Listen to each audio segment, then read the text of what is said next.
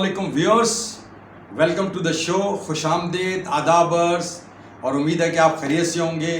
क्रिक boom के एक नए एपिसोड के साथ मैं हूं एहसान कुरैशी।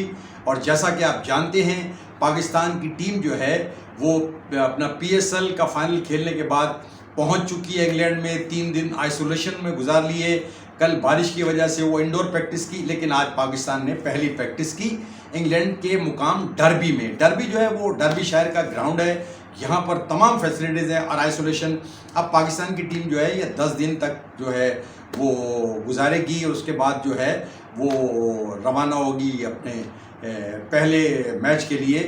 पाकिस्तान और इंग्लैंड के दरमियान 3 T20 सीरीज़ होंगी और 3 वनडे इंटरनेशनल खेले जाएंगे और उसके लिए तैयारी तो है। लेकिन आपको बड़ी दिलचस्प बात बताऊं कि इस सीरीज़ की तैयारी तो हो रही है, लेकिन बाज़ सुनाई दे रही है जनाब यूनुस खान की बातों की, हसन अली से उनकी लड़ाई की, फिर हाल ही में उन्होंने एज ए स्टेप डाउन जो किया है, जो रिज़ाइन किया है एज ए बैटिंग कोच, उसकी बातें होंगी।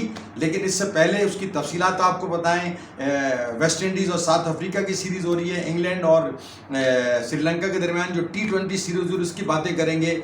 बड़ा ज़बरदस्त मुकाबले चल रहे हैं, बड़ी ज़बरदस्त प्रिपरेशन चल रही है। और एक जो और बात है कि ये बात काफ़ी 99% तक कंफर्म हो गई है कि वर्ल्ड T20 जो है वो मुत्तहदा अरब अमारात में खेला जाएगा, लेकिन उसके लिए ऑफिशियल अनाउंसमेंट नहीं हुई। लेकिन तमाम इंडिकेशन आ चुके हैं, क्योंकि जो कोरोना की हालत है इंडिया में उसकी वजह से ये, और लेकिन इसके होस्टिंग राइट जो है वो BCCI के पार्ट्स रहेंगे। लेकिन इससे पहले कि इन ख़बरों की हम तफसील में जाएं, हमारी आपसे दरख्वास्त है कि आप हमारे YouTube channel Cric Boom with Ehsan Qureshi को सब्सक्राइब करें, लाइक करें, अपने दोस्तों में शेयर करें, और आपको लेटेस्ट अपडेट हम करते रहेंगे। प्रिपरेशन हम कर रहे हैं पाकिस्तान और इंग्लैंड के दरमियान जो सीरीज़ होगी उसकी स्पेशल हम आपके लिए प्रोमो भी बनाएंगे, ताज़ा तरीन ख़बरें भी बनाएंगे।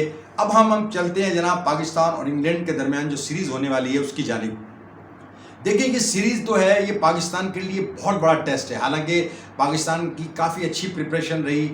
PSL जो अबू धाबी में खेला गया, मुल्तान सुल्तान जो है मोहम्मद रिजवान की क़यादत में जनाब उसमें फातिहा रही। पेशावर ज़ल्मी जो कि चौथी बार फाइनल में आई थी, एक बार जीत चुकी थी, लेकिन उनका जो ख्वाब था वो चकनाचूर कर दिया शोएब मकसूद ने। ख़ास तौर पर उन्होंने जो बैटिंग की और जो उन्होंने वो बैटिंग की, उसकी वजह से जनाब उनकी टीम में जगह बन गई, क्योंकि प्रोटोकॉल की खिलाफ वर्जी की थी, बबल की खिलाफ वर्जी की थी 2 प्लेयरों ने। एक थे जनाब हैदर अली, जिनके बारे में लोग ऑलरेडी शक का शिकार थे कि वो खेल पाएंगे नहीं खेल पाएंगे, वे बाहर हो गए। उमैद वसीम बाहर हो गए। उमैद वसीम जो है वो फाइनल नहीं खेल सके थे, ये दोनों खिलाड़ी नहीं खेल सके। तो ये ब्लेसिंग इन डिस्गाइज हो गई, क्योंकि डिस्कशन हम भी कर रहे थे कि शोएब मकसूद जिस लेवल की क्रिकेट खेल रहे हैं और जिस तरह की परफॉर्मेंस उन्होंने दी है, उसके बाद उनको इंग्लैंड के टूर पे ये ब्लेसिंग इन डिस्गाइज हो गई और वो बिलाखिर सिलेक्शन उनको हो गई। और पाकिस्तान की जो मिडिल ऑर्डर के प्रॉब्लम है वो भी मेरा ख्याल है उसमें काफ़ी मदद करेंगे। लेकिन उनके लिए बहुत बड़ा टेस्ट है। उन्होंने जनाब PSL में तो बहुत आउटस्टैंडिंग बैटिंग की, और जिस तरह उन्होंने बॉलर्स की धुनाई की वो देखने से ताल्लुक़ रखता था। लोग शशदर रह गए जनाब कि इतनी ज़बरदस्त उन्होंने हिटिंग की। लेकिन असल जो उनकी रेपुटेशन बनेगी वो बनेगी इंग्लैंड के खिलाफ। अगर वो परफॉर्मेंस कर गए तो उनका जनाब उनको एक नई ज़िंदगी मिल सकती है। 4 साल के बाद जो है ना शोएब मकसूद पाकिस्तान टीम में आए हैं, और मिडिल ऑर्डर के जो पाकिस्तान की बैटिंग के हालात रहे उसके बारे में मिसबाह उल हक ने भी कहा कि जनाब हमारी मिडिल ऑर्डर बैटिंग जो है वो शोएब मकसूद के आने से और आज़म खान के आने से मजबूत हुई है। लेकिन दोनों के लिए बहुत बड़ा टेस्ट है, क्योंकि हमारे दोस्त ने मोहम्मद इमरान ने कहा था कि फास्ट ट्रैक कर रहे हैं। ये बहुत बड़ा इम्तिहान है, क्योंकि जो अबू धाबी का लेग था उसमें परफॉर्मेंस इतनी अच्छी नहीं रही आज़म की। हो सकता है देखें उसमें अप एंड डाउन हो सकते हैं, लेकिन मुझे लगता है कि शोएब मकसूद जो है वो 3 नंबर वो बैटिंग कर रहे थे मुल्तान सुल्तान के लिए, उनके लिए वो बड़ी सूटेबल है, क्योंकि पावर प्ले के लिए वो बहुत बड़े अच्छे प्लेयर साबित हो सकते हैं। लेकिन ओपन कर रहे हैं तो पाकिस्तान के बड़े अच्छे हिटर हैं, मोहम्मद रिजवान है, उनके साथ बाबर आजम है। बाबर आजम को आप बहुत बड़ा पावर हिटर नहीं कह सकते, लेकिन बाबर आजम जो है टीम को एंकर करते हैं। तो ये पाकिस्तान के जो टॉप 3 होंगे। शोएब मकसूद अगर खेले पाकिस्तान की जानिब से, अब क्या सिचुएशन होती है हमें पता नहीं, लेकिन इस वक्त जो हॉट है ना वो शोएब मकसूद का नाम है। अब आगे चल के क्या होता है, सिलेक्शन कैसी होती है, लेकिन जो इम्पैक्ट आ रहा है ना पाकिस्तान टीम का, जो यूनुस खान की बातें हैं, उसके बाद हसन अली से उनकी लड़ाई और उसको उनका as a batting coach resign कर देना, तो बैटिंग के तो प्रॉब्लम मिडिल ऑर्डर के पाकिस्तान के रहे हैं।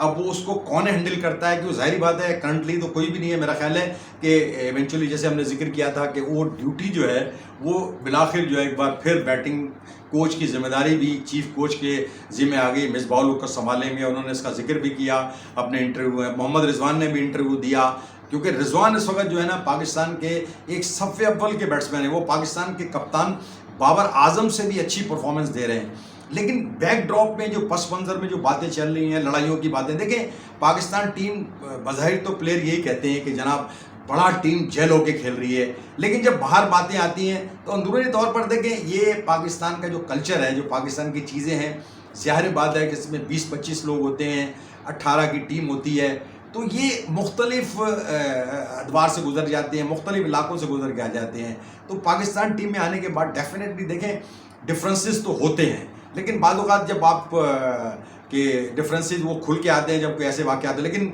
मेरा ख्याल है कि यूनुस खान ने, हमने उनका एक इंटरव्यू देखा था एक चैनल पे, वो फरमा रहे थे कि जनाब मैं इस बात को ज़्यादा पाकिस्तान टीम का इम्पैक्ट नहीं होगा। तो उन्होंने काफ़ी मतलब एक बहुत पेशेंस का मुजाहरा किया कि उन्होंने कहा नहीं इस वक्त मैं कुछ नहीं कहना चाहता। हालांकि हसन अली से अच्छी खासी तू मैं हुई थी, और आपको उसके बारे में पता चल चुका होगा, हम क्या बताएं, अच्छी खासी तू मैं हुई। और जो उनका रिज़ाइन करके जाना भी जो है ना, उसमें मुख्तलिफ चीज़ें आ रही हैं, डेंटल इशू भी आ रहा है, मुख्तलिफ रिपोर्टर्स जो हैं मुख्तलिफ चीज़ें रिपोर्ट कर रहे हैं। लेकिन वो जो उनका मिजाज है ना, वो मिजाज, हालांकि वो पाकिस्तान के बहुत ही वफादार क्रिकेटर थे, लेकिन जब ये इस तरह की चीज़ें आती हैं जहाँ चपकलिश होती है, जहाँ लड़ाइयाँ होती हैं, जहाँ कंप्रोमाइज़ करना होता है, तो वहाँ पर वो पाकिस्तानी बनने में बाज़ औक़ात उनको बड़ी मुश्किलात पेश आती हैं।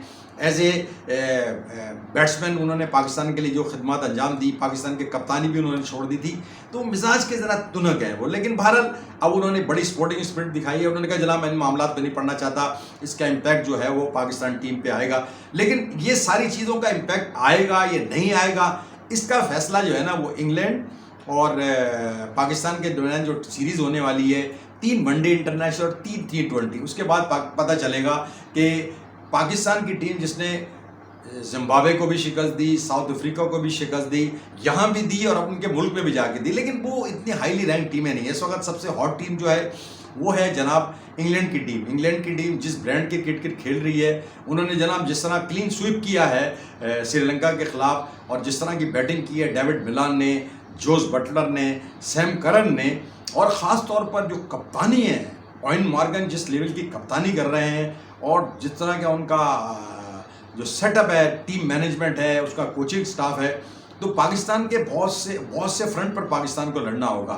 मेरा ख्याल है पाकिस्तान के लिए बहुत ही चैलेंजिंग टूर है। पाकिस्तान ने पिछले बरस भी इंग्लैंड का दौरा किया था, हालांकि पाकिस्तान वहाँ एक T20 मैच जीतने में कामयाब हो गया, लेकिन टेस्ट सीरीज़ में हमारी परफॉर्मेंस बहुत ही बिलो पार रही थी। अब बहुत बड़ा इम्तिहान है बाबर आजम का। बाबर आजम के लिए मैं समझता हूँ ये बहुत बड़ी सीरीज़ है। न्यूजीलैंड के ख़िलाफ़ वो अंगूठा फ्रैक्चर होने की वजह से सीरीज़ नहीं खेल सके, और बाकी सीरीज़ उन्होंने तमाम खेली थी, लेकिन ये है असल सीरीज़ बाबर आजम का और उनकी टीम का बहुत बड़ा इम्तिहान है। मोहम्मद रिजवान का भी यहाँ पता चलेगा, हालांकि रिजवान जो था पिछले टूर पे जब गए थे बड़ी अच्छी बैटिंग की थी, लेकिन जिस तरह की टीम डेवलप हो रही है इंग्लैंड की, और जिस तरह का मुकाबला पाकिस्तान को करना है, तो पाकिस्तान को मेरा ख्याल है बहुत सख्त प्रिपरेशन करने की।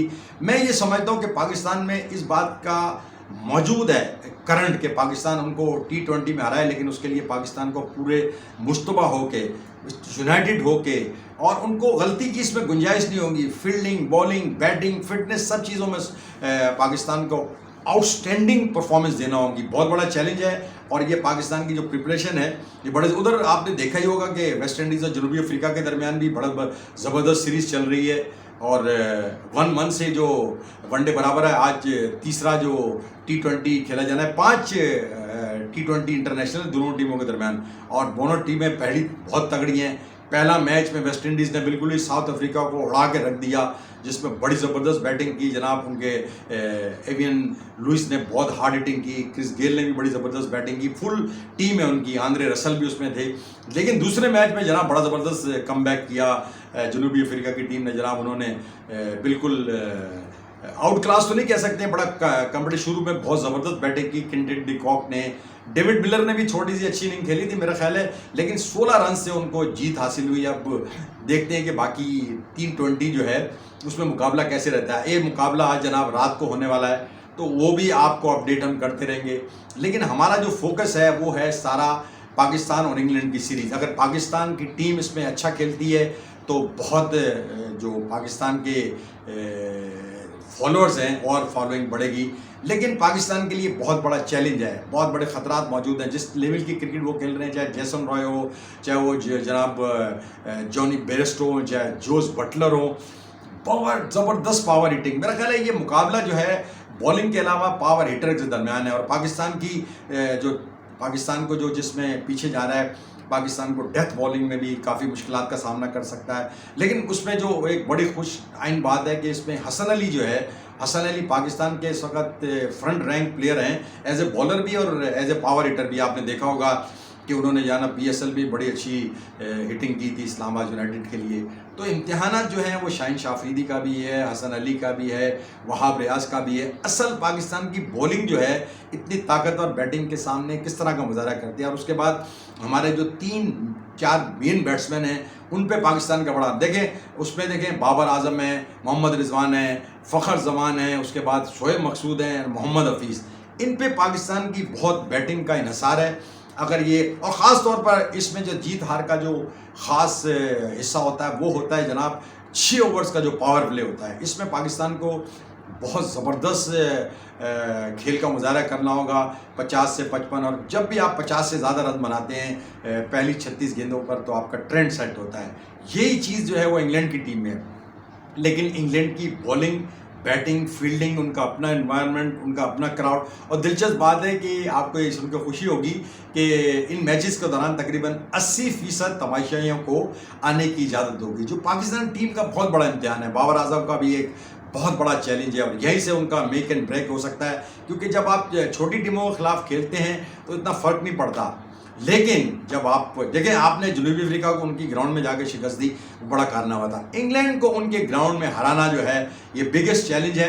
लेकिन जाहिर बात है पाकिस्तान के लोग चाहते हैं कि बाबर आजम और उनकी टीम, मोहम्मद रिजवान उनके वाइस कैप्टन हैं, तो पाकिस्तान के जो नाम हैं बड़े बड़े नाम हैं। और पाकिस्तान के सिलेक्टर्स के लिए बड़ा चैलेंज है कि किस तरह एक ऐसी टीम तैयार की जाए जो अच्छा परफॉर्म करे। देखें, यहाँ से आपने जाना है वेस्ट इंडीज़ के टूर, वहाँ पर आपने 2 टेस्ट मैच भी खेलने हैं और इसके साथ साथ आपने वहाँ T20 भी खेलने हैं। तो पाकिस्तान के लिए इम्तिहान तो बहुत बड़ा है। और थर्ड की एक छोटी सी खुशखबरी जिसका हम जिक्र करते रहे कि शाहनवाज दहानी का बड़ा ज़बरदस्त इस्तकबाल किया जब वो लाड़काना पहुँचा। और हमने तो ये चाहा था कि शाहनवाज दहानी जो थे वो उनकी performance as a emerging player, highest wicket taker, 20 विकेटें ली थी। तो मेरा ख्याल सिलेक्टर को सोचना चाहिए था, जिस तरह के मौका मिल गया जनाब शोएब मकसूद को, तो मेरा ख्याल है कंसिडरेशन में मुझे लगता है कि शायद वेस्ट इंडीज़ के ख़िलाफ़ जो T20 की सीरीज़ होगी और टेस्ट मैच हो, दोनों में शाहनवाज दहानी को आजमाया जाएगा। शाहनवाज दहानी एक यंग फास्ट बॉलर हैं, लाड़काना से ताल्लुक़ है, सिंध के वो खिलाड़ी हैं, लेकिन अब वो पाकिस्तान का नाम बुलंद करेंगे। जो उनकी परफॉर्मेंस चल रही है उनके ऊपर एक बहुत बड़ी जिम्मेदारी है और बहुत जंग है। अभी सिर्फ 20 साल के हैं तो बहुत बड़ी जिम्मेदारी है। All the best luck to Babar Azam, Mohammad Rizwan, Shahnawaz Dahani, Hasan Ali और मिसबाह-उल-हक एंड टीम मैनेजमेंट के पाकिस्तान की टीम अपने आप को मनवाए इंग्लैंड के टूर पे। पिछला टूर बहुत ही पाकिस्तान का मायूस-कुन था, तो पाकिस्तान को यकीनन खुशियाँ दे सकते हैं अगर पूरी तवज्जो के साथ अपने मरकूज़ रखें और भूल जाएं वो लड़ाइयाँ, जंग, मुत्तहिद होके पाकिस्तान के लिए खेलें और पाकिस्तान को जितवा कर ये साबित करें कि पाकिस्तान की टीम जो है वो England, West Indies, India, New Zealand और जो फ्रंट रैंक टीमें उनके साथ वो भी कंटेंडर है। 2010 की चैम्पियनशिप हमने T20 की जीती थी, वो भी कंटेंडर है स्ट्रॉन्ग 2021 के एडिशन में, जो कि मुत्तहदा अरब अमारात में खेला जाएगा। तो मेरा ख्याल है आज ही इसी वक्त हम प्रोग्राम का इख्तिताम करते हैं और दुआ करते हैं कि पाकिस्तान की टीम परफॉर्म करे और PCB की जो मैनेजमेंट है ना वो भी इस सिलसिले में जो है वो पॉजिटिव रवैया बहुत ज़्यादा सोशल मीडिया पे बड़ा स्ट्रॉन्ग जा रहा है। पाकिस्तान टीम की बहुत ज़्यादा कवरेज हो रही है, लेकिन असल जो कवरेज होगी, परफॉर्मेंस होगी, वो ग्राउंड में इस टीम को देना होगी। तो अगले प्रोग्राम तक के लिए हमें इजाज़त दीजिए, इंशाल्लाह आपसे जल्द मुलाकात होगी। अल्लाह निगहबान।